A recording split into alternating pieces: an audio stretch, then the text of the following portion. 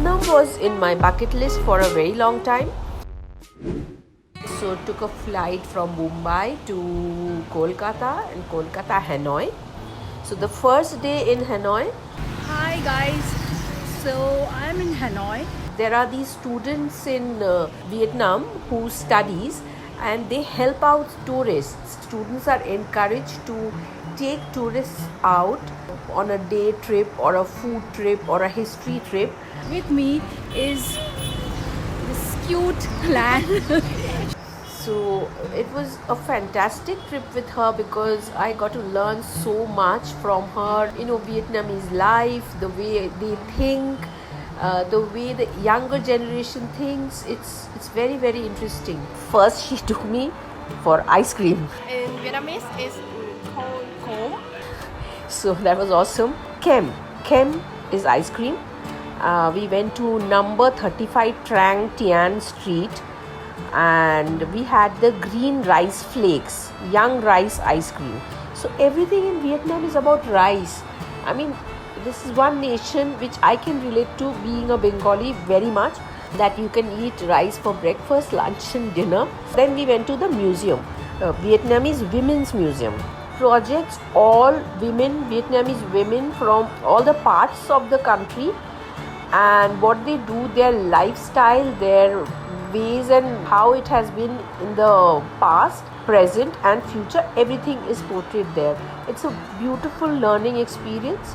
There are goddesses, so goddesses of earth who protects the earth, somebody who protects the sky and somebody protects underground. So there's a temple in every household, shop, establishment, everywhere. Every hotel, every restaurant, every home, every place will have a little place of worship. Then the cultural part, or a very interesting part I came to know, is it's a matriarchal society. A woman gets married to a man. Otherwise, we normally think a man gets married to a woman. For suppose an alliance is fixed, so the boy's side will go to the girl's side with maybe 6 alcohol bottles, so many sacks of rice, so much of dowry gifts and other things, so that the woman agrees to marry the man and she decides to marry the man. I wish this was true all over. And women there are so hardworking. They're selling fruits, vegetables. Every street corner there is a little eatery. People are eating off the street. There are little plastic baby stools. You can sit around and eat.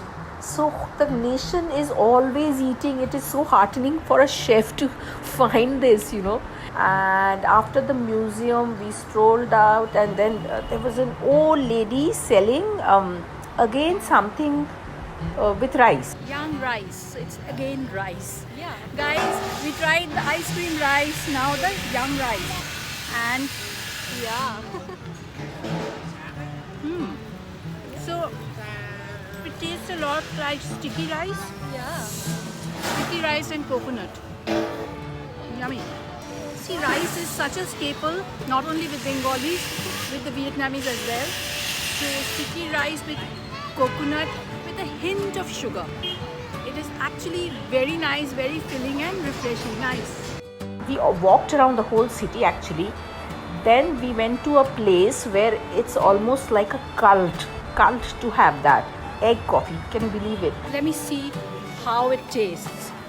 It is absolutely a cult. You cannot come to Hanoi and not have this.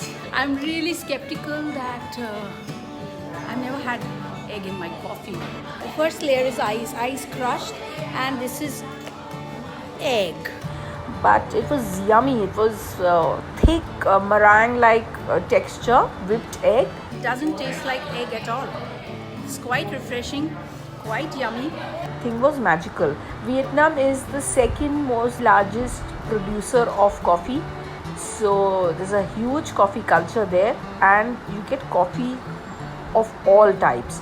Lunchtime, so we are having bun cha. Lang took me to a place which is number 74 Hang Quat, which is really a hole in the wall. You won't even understand there's a restaurant inside, and I did not spot a single tourist there. I love to go to places like this. President Obama came to Hanoi and ordered bancha, and from that day I think it has really become fashionable for all the restaurants to serve this dish. But actually speaking, it is such a yummy dish. It's grilled pork, then it is poured on a broth is poured on it, and you are supposed to have your rice noodles and lots of green salads with it, along with some Vietnamese sweet sauce. When in Vietnam, you have to have this bancha. It's time for some sweets. Vietnamese desserts are actually quite vegan. There's no cream, no dairy, no nothing. And less sweet. So we had the sweet soup, which is lotus seeds, longan, coconut mix. Very refreshing, very different. It's not the sweets what you are used to when you think of desserts. Then also had some yogurt with jackfruit. Here of course yogurt had some dairy, but jackfruit and yogurt, different combination. We walked around a lot of places. We went to the railway station, the bridge, then walked around the fresh market where fresh vegetables were selling. Then we went to a local produce market where everything dried was selling, like dried fish, dried mushrooms, everything dried. I'm eating banh mi, which is really a French influence on Vietnamese food, because it's a sandwich and it's always served on a French baguette. I've heard that this place is really good. There are so many variations of banh mi, but we tried the authentic one.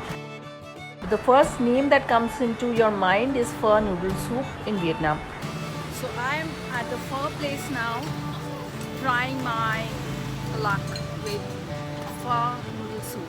This was a different kind of pho where it was done with chicken and the broth was separate.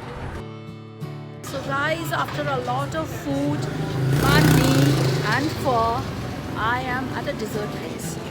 So having dessert in Vietnam.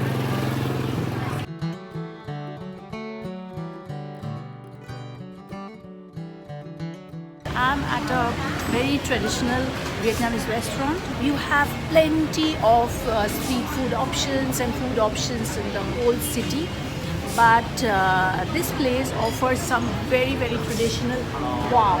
So I had a huge pancake and the pancake was filled with pork and shrimps. The thing looked more like a dosa, what we would think, but it's entirely made with rice flour. Absolutely yum. It has filling of pork and shrimps, full of leafy green vegetables, rolled in paper thin, transparent paper thin rice paper wraps. Delicious.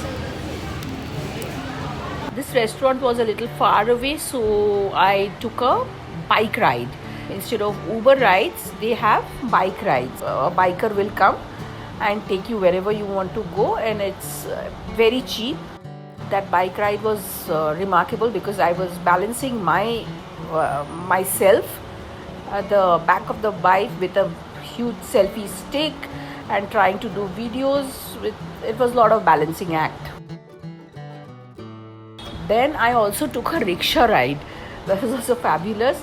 Very touristy though, but did the French quarters, the old quarters, roamed around in a rickshaw and taking pictures.